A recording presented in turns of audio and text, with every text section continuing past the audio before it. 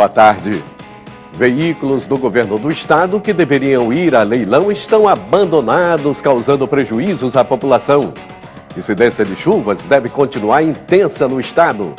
Falta de estrutura prejudica aulas de educação física em escolas públicas. E a expectativa da torcida para o superclássico entre Sampaio e Moto. Sampaio vai ganhar 3-0 aí do Moto, facinho. 2-0 pro Moto. O Repórter Maranhão está começando agora. Depois de 4 dias interditada, o tráfego na BR-010, no trecho entre Imperatriz e Açailândia, está sendo feito através de um desvio improvisado ao lado da pista. No desvio construído pelo Departamento Nacional de Infraestrutura de Transporte, os veículos passam de forma alternada, somente em uma mão, deixando o trânsito lento na região. A recuperação da BR já está sendo realizada, mas o DENIT não informou quando o tráfego deve ser normalizado devido às chuvas que caem constantemente na região.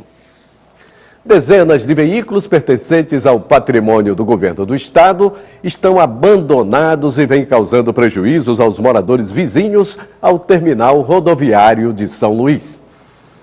No terreno ao lado da rodoviária, na rua que leva o nome de Parque Rosena Sarney, o mato cresce encobrindo os veículos ou o que restou deles. São dezenas de veículos de propriedade do governo do estado, como este da antiga Gerência de Justiça e Cidadania, adquirido através do Fundo Penitenciário Nacional, ou este outro que servia ao Corpo de Bombeiros. O local é facilmente confundido com um depósito de sucata. Na parte coberta do galpão, vários arquivos velhos. Em julho do ano passado, o governo do estado informou que este depósito pertence à EMARP, empresa responsável pela liquidação do patrimônio de empresas estatais extintas. Informou ainda que os veículos seriam alienados em um leilão previsto para acontecer em novembro do ano passado. 7 meses depois, a situação permanece a mesma. Tentamos falar com o responsável pelo depósito, mas ele não quis gravar entrevista. Para os moradores, o cemitério de veículos abandonados representa um problema. Isso cria cobra, cria rato, tudo isso aí. Então, no meu ponto de vista, isso aí podia colocar até um hospital, uma escola, ou uma praça, ou se não até um shopping também. Para o quê? Para adquirir mais emprego para o povo. E agora é tanto do rato, é tanta da barata. Senhora, é tanto tipo de coisa que não presta, que só Deus para ter misericórdia de nós, para a nossa saúde. Apesar das várias tentativas da nossa produção, o governo do estado não quis se pronunciar sobre o assunto. Mesmo abaixo da média, o período chuvoso em São Luís deve se estender até maio. A previsão é que as chuvas sejam mais intensas e constantes nas próximas semanas.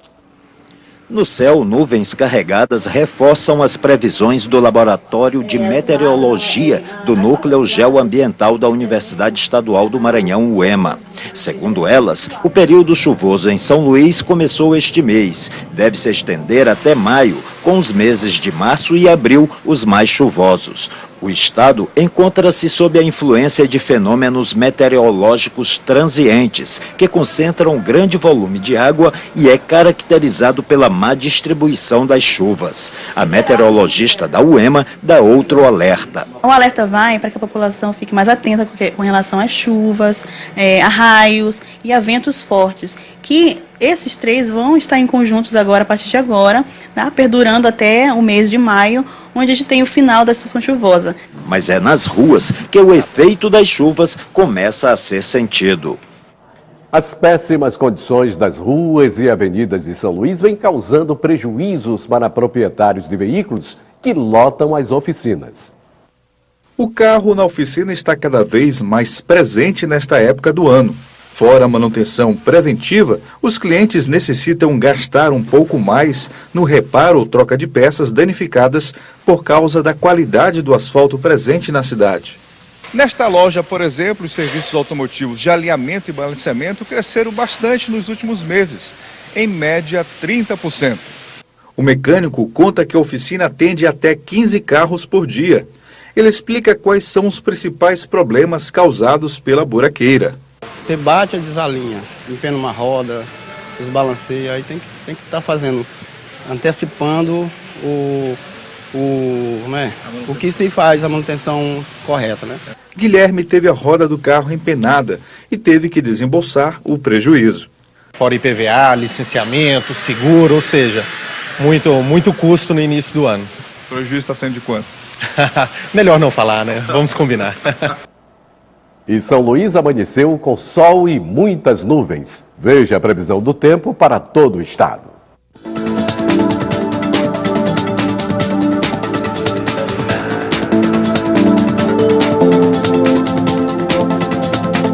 São Luís predomina céu encoberto e formação de áreas isoladas com pancadas de chuva, que podem ser acompanhadas de trovoada.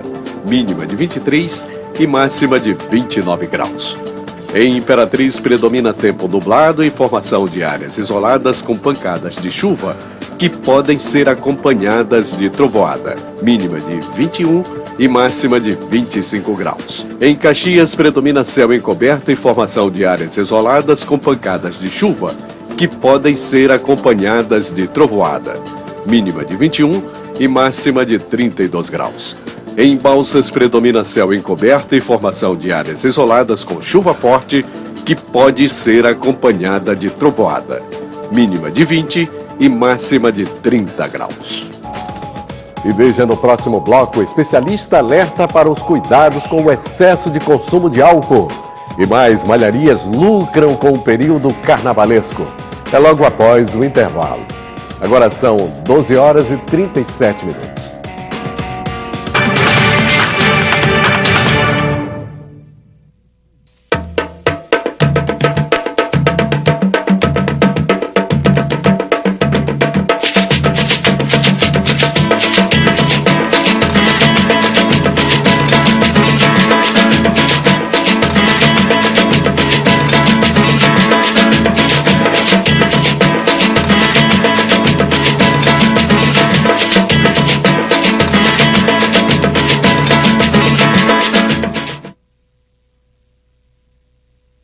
No Sem Censura dessa quarta-feira, vamos conhecer o exemplo de uma jornalista que emagreceu 55 quilos sem remédio e sem cirurgia.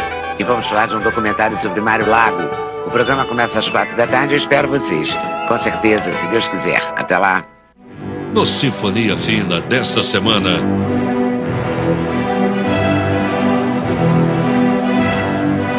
Momentos marcantes da vida e da obra do mestre russo Sergei Prokofiev, compositor de Pedro e o Lobo,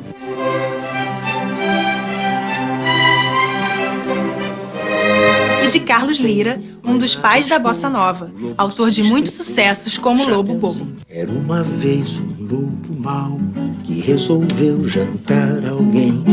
Entre músicos e lobos. Me chamar e me pedir e me rogar. Sinfonia Fina, neste sábado, 10 da noite.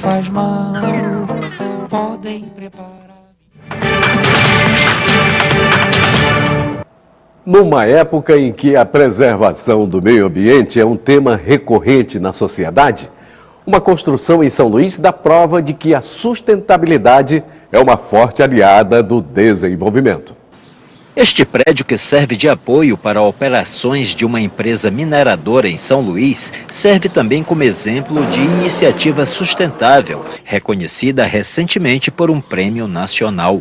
O projeto, iniciado em outubro passado, incluiu adequações a exemplo do sistema de iluminação, todo em lâmpadas de LED acompanhadas com sensor de movimento temporizado. Assim também é nos sanitários e torneiras. A coleta do lixo é seletiva e o painel eletrônico registra quanto de energia solar já foi captada. Por segurança, somente a foto do sistema de captação de energia solar pôde ser exibida, mas o diferencial está, segundo os fornecedores, na ausência de bateria. Tem a questão da vantagem ambiental, porque bateria é necessário ser trocada comumente de 2 em 2 anos, como no nosso carro, e isso agrega custo ao sistema, e o descarte da bateria causa vários problemas ambientais. E, além disso, como a legislação já permite, onde tem a rede elétrica, é muito mais interessante instalar esse tipo de sistema sem uso de baterias. E para o período sem chuvas, outra iniciativa é o sistema de captação da água das chuvas, armazenada em 3 reservatórios de 5.000 litros cada. A empresa investiu R$ 172 mil na adequação de todas essas medidas, o que reforça o compromisso dela com a utilização dos recursos naturais de forma sustentável, além de gerar uma boa economia. São ações simples, como desde de reduzir o consumo de água, o consumo da energia, que tem feito a gente nos tornar um prédio cada vez mais sustentável, com ações sustentáveis. O Tribunal de Justiça do Maranhão condenou o município de São Luís e o Hospital Socorrão 1 a pagarem indenização no valor de R$ 100 mil à mãe de um paciente que morreu de infecção generalizada. De acordo com a 5ª Câmara Cível do TJ, a morte foi causada por imprudências de agentes de saúde que autorizaram a transferência do paciente em estado grave para uma unidade de saúde de menor porte.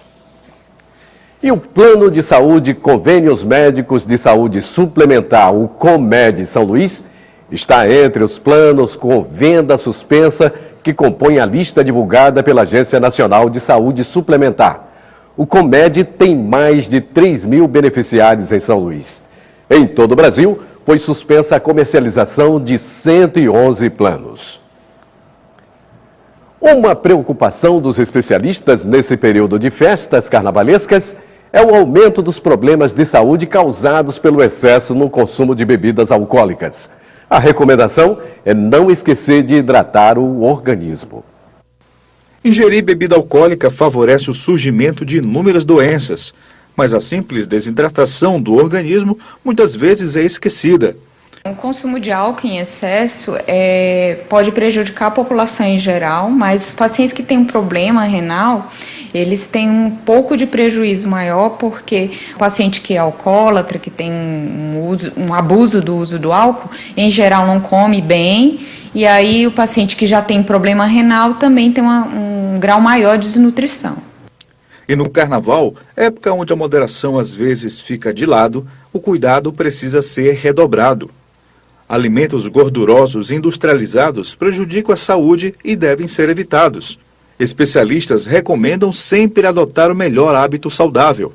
Água mineral, água de coco e sucos naturais são as melhores opções para deixar o corpo disposto para a folia. Então, assim, todo paciente que chega para uma consulta nefrológica, a gente já recomenda, né, que o estilo de vida o mais saudável possível, então evitar comida industrializada e comida com muito sal, e, é claro, evitar tabagismo, evitar o álcool em excesso, né, e também o sedentarismo.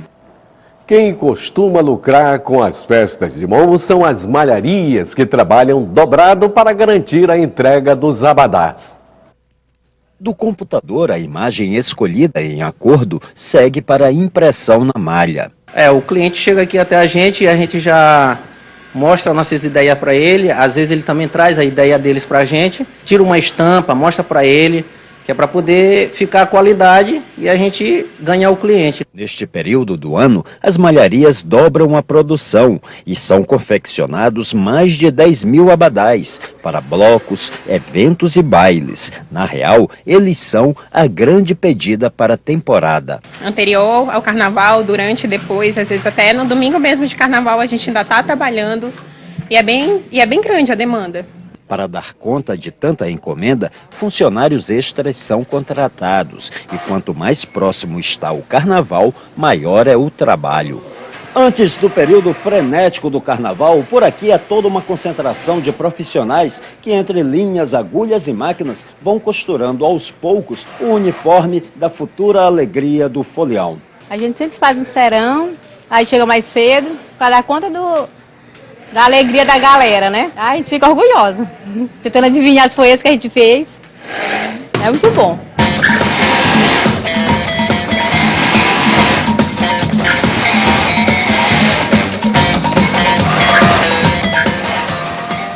E que tal passar o Carnaval Milionário? A Caixa Econômica Federal sorteia hoje às 8h25 da noite um dos maiores prêmios da história da Mega Sena. O valor do prêmio é de R$ 105 milhões, o segundo maior entre os concursos regulares da Mega Sena. Não por acaso, o movimento nas casas lotéricas é intenso, lotadas de apostadores em busca de uma vida melhor. Com certeza, é uma mudança de vida, da água pro vinho. ajudar a família, né? Comprar alguns bens para manter o futuro, né? Um dinheiro que a gente não sabe nem o que faz. Complicado porque sabe que um dinheiro que a gente pensa que vai resolver, resolve muita vida, mas às vezes muito dinheiro dá muita alegria e às vezes também muita tristeza, né? Mas dá de ajudar muito, ó. Ajudar toda a minha família. E muito mais, né? As apostas podem ser feitas até às 7 horas da noite em qualquer lotérica. E boa sorte para você. E veja no próximo bloco, falta de estrutura prejudica aulas de educação física em escolas públicas. E mais, a expectativa para a partida entre Sampaio e Moto pelo Campeonato Maranhense. É logo após o intervalo. Agora são 12 horas e 46 minutos.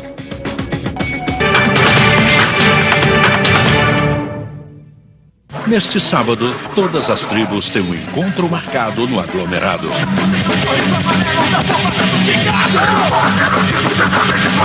Sejam bem-vindos à aldeia do programa Aglomerado. Tribo Regueira, a rapaziada da banda Cabeça de Negro. São Francisco, vai rolar R&B. Hoje eu quero me divertir. Aglomerado, neste sábado, 4:30 da tarde. Prepare-se para conhecer as diversas faces de uma mesma história. Os 50 anos do golpe de 64. Você está convidado para um ciclo de cinema sobre o regime militar. Baseado na obra de Frei Beto, o drama Batismo de Sangue. Os documentários Marighella, Memória para Uso Diário e As Asas Invisíveis do Padre Renzo. A produção brasileira indicada ao Oscar de melhor filme estrangeiro. O que é isso, companheiro? E na estreia, Patrícia Pilar é Zuzu Angel, a famosa estilista que enfrentou a repressão em defesa do filho. Ciclo de cinema dos 50 anos do golpe de 64. A partir deste sábado, às 10:30 da noite, aqui na TV Brasil. Em pleno ano da Copa do Mundo no Brasil e há 2 anos das Olimpíadas do Rio, a revelação de jovens atletas deveria ser prioridade para os governos. Mas o que se observa nas escolas públicas do Maranhão é que não há investimento nem mesmo para a construção ou reforma de quadras para a prática da educação física. Nessa escola, fundada na década de 80, a quadra está parada por conta de um acidente há 5 meses. Infelizmente houve um acidente, né? Um veículo desgovernado derrubou o muro da escola, o que provocou a paralisação, né? O alambrado também já estava... também veio a cair, então isso dificultou, a gente deixou de usar a quadra. Segundo o cronograma da Secretaria de Educação do município, estão previstas reformas em 50 unidades escolares, inclusive com construção ou cobertura de quadras esportivas. 2 centros esportivos foram prometidos pela Prefeitura a partir do programa Avança São Luís. No São Francisco, o descaso também se repete: ferrugem, mato, rachaduras. A péssima condição da estrutura é testemunhada pelos moradores. Você vê aí como está abandonada a quadra, tá tudo entupido, cheio de mato aí, o telhado depredado aí, tá tudo esculhambado mesmo, tá faltando reforma, tá faltando ação do poder público. A rede estadual possui 1.233 escolas, 24 estão na região metropolitana de São Luís. Segundo a Secretaria de Educação do Estado, 219 procedimentos, entre construções e reformas, fazem parte do cronograma de ações. Nesse sentido, a Secretaria está desenvolvendo um grande programa, onde nós vamos contemplar 219 unidades de quadras esportivas, sendo 178 unidades de novas quadras que serão construídas em todo o estado e 41 coberturas. Além disso, a Secretaria dispõe de um programa de manutenção, cujo procedimento licitatório está se encerrando, e a gente vai ter as condições também de fazer a reforma das quadras que estão necessitando dessas reformas. Mas, segundo os sindicatos, faltam muito mais políticas públicas a serem desenvolvidas. Não existe uma política pública voltada ao esporte. A gente percebe isso e constata principalmente nas estruturas das escolas. Hoje as escolas de São Luís não possuem um local tanto de recreação para as crianças da educação infantil, muito menos para as crianças do 1º ao 5º ano ou das séries iniciais ou das séries finais. E isso, na verdade, é uma problemática para o aluno e principalmente para o desenvolvimento da aprendizagem desse aluno no ambiente escolar. A realidade é precária e inexiste uma política de apoio ao esporte amador principalmente, o esporte praticado nas escolas, e que deveria acontecer, deveria haver uma parceria de forma concreta entre a Secretaria Estadual de Educação e a Secretaria de Esportes do Estado, mas infelizmente, ao que nos parece, essa parceria é só na conversa. A unidade de ensino básico Professor Savale é uma das poucas escolas que tem quadra poliesportiva. A estrutura precisa de reforma. A última aconteceu há mais de 10 anos. A quadra está meio sem reforma, está precisando de reforma. A escola, com mais de 40 anos, reconhecida no esporte, atende a comunidade e os 2.000 alunos do 1º ao 9º ano. A escola tem se destacado bastante porque os professores, como um todo, eles têm uma preocupação única, que é trabalhar o aluno. E nosso aluno se destaca muito bem no esporte, principalmente na área do atletismo. E é nessa quadra que os alunos costumam dar o pontapé inicial. E o incentivo do Estado à prática de esportes é o tema da entrevista de Roberto Fernandes com o presidente da Comissão Programa de Fortalecimento do Esporte da Câmara dos Deputados, o deputado federal Jovaí Arantes. Deputado, como esta comissão pode, digamos, revolucionar o esporte brasileiro? Olha, a Constituição, no seu artigo 5º, diz que ao Estado compete a fomentar o esporte. Ou seja, a obrigação do Estado fazer com que a prática esportiva no país seja incentivada e valorizada pelo próprio Estado. Nós temos no Brasil um esporte que é o contrário de outros países, onde, por exemplo, nos Estados Unidos, quem forma o atleta de rendimento, ou os atletas de uma forma geral, quem faz a formação é as universidades. No Brasil nós não temos essa história e essa cultura. Então, quem forma são os clubes.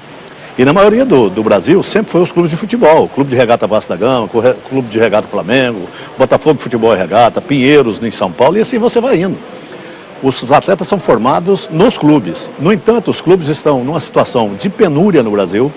Nós estamos aí com a Copa do Mundo chegando, nós estamos aí com a Olimpíada chegando e nós não teremos, e precisamos ter um legado para deixar para a juventude brasileira.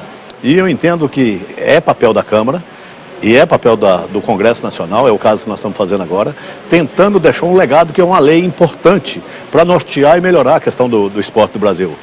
Quando fala em esporte do Brasil, vem de cara o futebol, que é a grande paixão do povo brasileiro. E o nosso futebol está morrendo. A prova disso é que só tem futebol, praticamente, São Paulo, Rio de Janeiro, Rio Grande do Sul e Minas Gerais. O resto do país vive na periferia do futebol. Muitos no submundo do futebol. A questão é endividamento? É o endividamento, principalmente o endividamento. O endividamento é uma coisa assombrosa que não convém a nenhuma entidade. E eu gosto de dizer sempre o seguinte, o Brasil, pela sua capacidade econômica hoje, ele resolveu o problema dos agricultores que estavam em penúria e precisava de resolver. Resolveu o problema dos bancos que estavam quebrando no Brasil. Resolveu e precisava resolver. Resolveu o problema das universidades privadas. Precisava de resolver. Resolveu. Resolveu o problema das santas casas. Resolveu e precisava de resolver. Agora chegou a hora do futebol. O futebol foi o primeiro produto a levar o Brasil para fora do mundo. Nós temos que respeitar a história do futebol, a paixão do futebol e o esporte em geral vai passar pelos clubes de futebol. Na questão do esporte olímpico, as escolas públicas, por exemplo, ou as escolas, não poderiam ser também ali onde tudo poderia nascer? Nós, por exemplo, temos aqui centenas de escolas, são 217 municípios com escolas públicas em todos eles, mas só 10% dessas escolas, por exemplo, tem quadras. E a maioria dessas quadras sequer são cobertas, onde nesse período, por exemplo, de chuva, não há possibilidade de praticar. Não poderia começar também por aí na questão do esporte olímpico? Claro, nós temos que investir, e eu tenho discutido, outro dia eu tive com o Mercadante, que era o ministro da Educação até pouco tempo, eu disse a ele o seguinte, vocês não podem mais autorizar universidades no Brasil que não tem um campus para prática esportiva. a universidade é privada, ela quer entrar, quer dar ensino, quer participar da formação de brasileiros, mas tem que também ter um campus, pelo menos, universitário, de tal sorte que lá nesse campus possa ter a prática esportiva. É assim em qualquer parte do mundo, mas no Brasil não. Tem um prédio, mesmo que minimamente acanhado, não tem nem estacionamento, autoriza a universidade. Né? As escolas, como você disse, não tem quadra coberta, não tem professor de educação física, não tem a prática esportiva. Então, nós estamos muito atrasados no tempo. O que nós queremos aproveitar é que esse nosso projeto agora, que nós estamos vindo discutir com a sociedade, buscando alternativa, eu vi isso que eu ouvi de você agora. Por que não colocar na lei que as novas universidades, que as novas escolas tenham que minimamente ter, pelo menos um ginásio de esporte coberto, uma piscina olímpica para ter prática esportiva e formar os jovens. Se não forma o jovem para esporte de rendimento, mas pelo menos você tira ele da rua, você forma o homem, forma o caráter. Isso é que é importante. Obrigado, deputado. Foi um prazer tê-lo aqui conosco. E voltamos com o Edmilson Filho. Obrigado, Roberto. E pela Superliga Feminina de Vôlei, não foi dessa vez que o Maranhão conseguiu a primeira vitória fora de casa. No confronto entre as duas últimas colocadas, a equipe maranhense foi derrotada pelo Rio do Sul e voltou à lanterna da competição. O próximo compromisso do Maranhão Vôlei será sexta-feira contra o Minas, no ginásio Castelinho. E começa hoje a final do primeiro turno do estadual, com o superclássico entre Sampaio Corrêa e Motoclube. E as torcidas já estavam com saudade de assistir as equipes se enfrentando em uma decisão. A última vez que Sampaio e Moto decidiram um título foi no estadual de 2008. E quem levou a melhor foi o Papão, que venceu os dois jogos, 1-0 na ida e 2-1 na volta.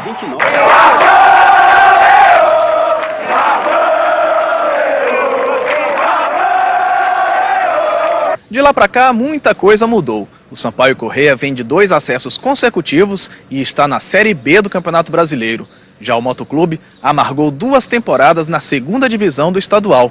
A partida de hoje marca a recuperação do rubro-negro. E o superclássico decisivo está mexendo com a rivalidade entre motenses e bolivianos. Sampaio, poxa! É um jogo de muita rivalidade, as duas equipes estão boas, o Sampaio está no nível mais de cima, mas o Motoclube, eu confio na minha equipe, é um time de tradição, sabe tocar bola, sabe manter o ritmo. E eu espero que hoje o jogo vai ser de grandes competição e que nós saímos daqui hoje com a vitória de favorito. 2-0 pro Moto. O Henrique e Felipe. Sampaio vai ganhar 3-0 aí do Moto facinho. Vai ganhar 3-0 para não ter negócio na volta para dar mais 3-0 no Moto. Estou pedindo a Deus, né, que dá o Moto hoje. E o Moto hoje tem que dar uma decisão, mas nem que tem que menos ganhar hoje. Que não pode nem empatar, né? Que não pode empatar o Moto, né? Todos nós estamos esperando, nós como boliviano. Só espero que a torcida venha para torcer. Não para brigar, para bagunçar, porque eu acho que a gente traz a família da gente, traz os filhos, justamente porque a gente gosta de futebol.